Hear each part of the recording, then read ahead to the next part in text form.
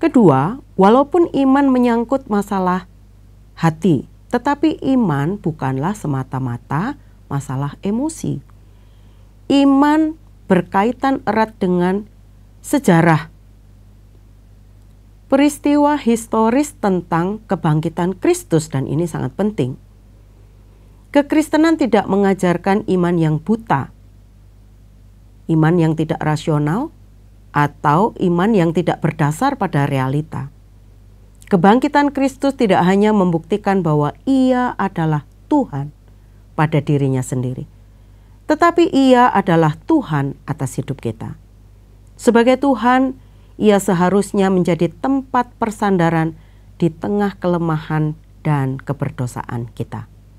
Iman tidak muncul begitu saja. Iman timbul dari pendengaran.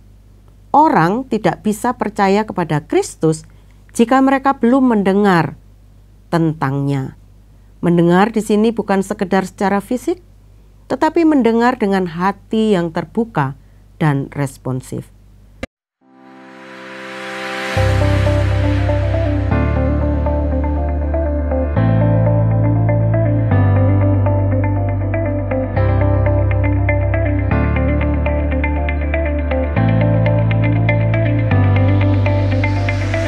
Shalom, kita berjumpa dalam acara Terang Warta Rohani yang dipersembahkan oleh Yayasan Terang Warta Rohani melalui YTWR Channel.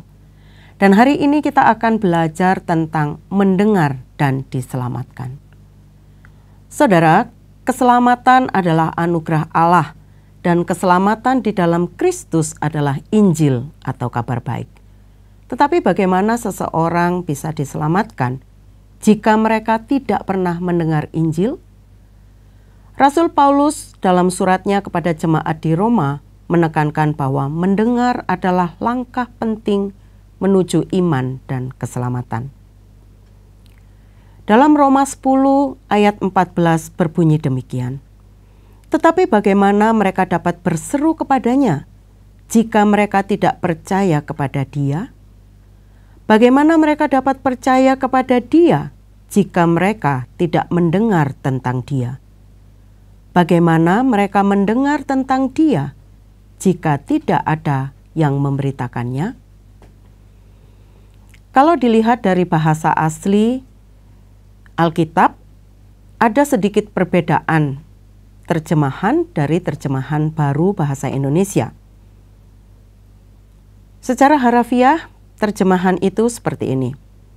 Bagaimana mereka dapat berseru kepada Dia yang kepadanya mereka tidak percaya? Dan bagaimana mereka dapat percaya kepada Dia yang belum mereka dengar? Dan bagaimana mereka dapat mendengar tanpa ada yang memberitakan? Dalam Roma pasal 10 berbicara tentang kebenaran oleh iman. Itu kita bisa lihat ayat 4-13. Pertama, iman harus bersumber dari hati, kemudian meluap melalui mulut. Jadi pengakuan verbal bermula dari hati. Saya akan bacakan Roma 10 ayat 9 dan 10.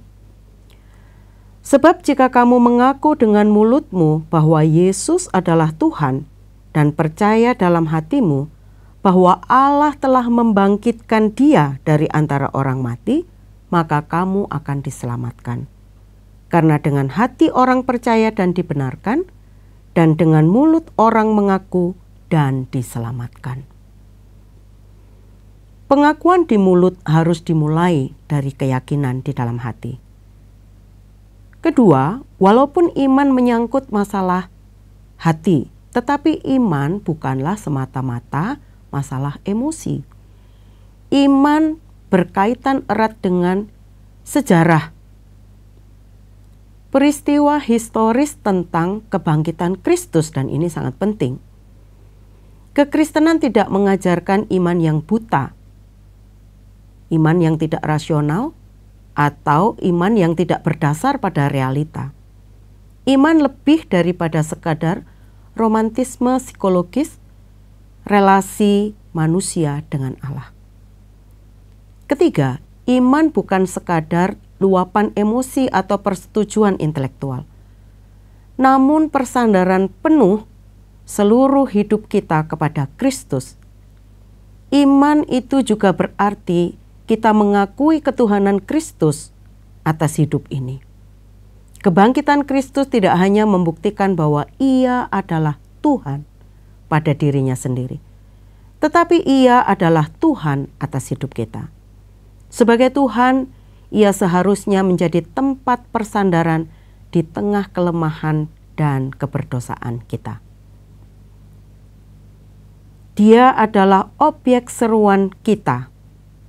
Inilah yang Paulus sampaikan kepada jemaat di Roma pada waktu itu dan pada kita di masa kini.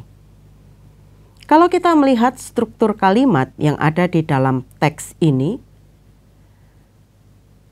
merupakan pertanyaan retoris berurutan yang membentuk argumentasi terbalik. Karena jika dilihat secara berurutan, langkah menuju keselamatan yang disusun oleh Rasul Paulus adalah sebuah rantai rohani. Pertama, ada pemberita yang diutus untuk memberitakan Injil. Kedua, ada orang yang mendengar dari pemberitaan Injil itu. 3, mereka percaya. 4, mereka berseru kepada Tuhan dan mereka diselamatkan. Namun dalam bagian ini, pasal 10 ayat 14, Paulus memulai dengan langkah yaitu berseru. Kata kerja yang dipakai adalah kata kerja aktif yang menunjukkan tindakan berseru atau memanggil nama Tuhan, bukan hanya sekedar berseru, melainkan memanggil nama Tuhan dengan iman. Inilah yang disebut dengan pertobatan. Dan dalam konteks keselamatan, seruan ini adalah ungkapan iman yang menyelamatkan. Seruan ini hanya lahir dari iman. Ini bukan seruan putus asa, tapi pengakuan iman. Sebab tidak ada keselamatan tanpa iman kepada Kristus. Mengapa? Karena Allah selalu menolong setiap orang yang berseru kepadanya. Saudara, perjalanan kerohanian kita tidak selamanya mulus. Kegagalan, kebingungan seringkali mengiringi langkah kita. Bahkan terkadang kita juga sampai pada titik keputusasaan. Masa-masa kritis seperti ini bisa membahayakan iman kita ketika kita menyerah. Sebaliknya, bagi kita yang berseru kepada Tuhan, Ia akan selalu menolong dan memberi kekuatan.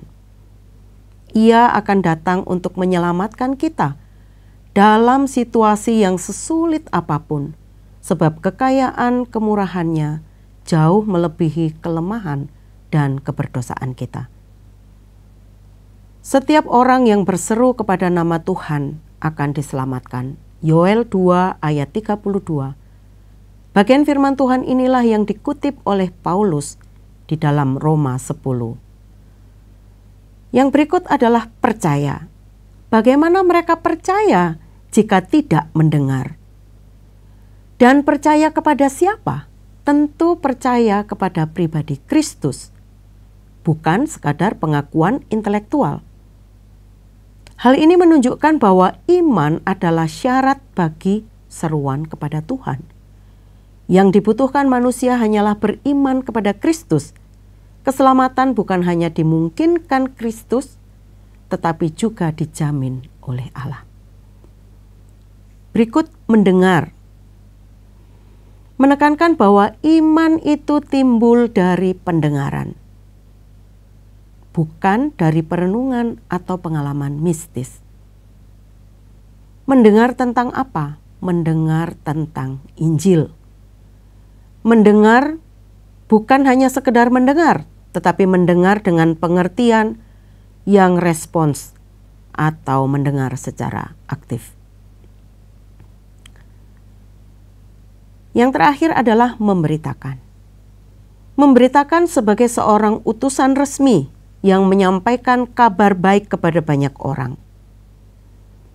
Kalimat yang dipakai di tempat ini memberikan pengertian bahwa tanpa ada yang memberitakan, menunjukkan kebutuhan mutlak akan pemberitaan verbal Injil itu. Saudara, keselamatan dimulai dari mendengar. Ayat 14b. Iman tidak muncul begitu saja. Iman timbul dari pendengaran. Orang tidak bisa percaya kepada Kristus jika mereka belum mendengar tentangnya.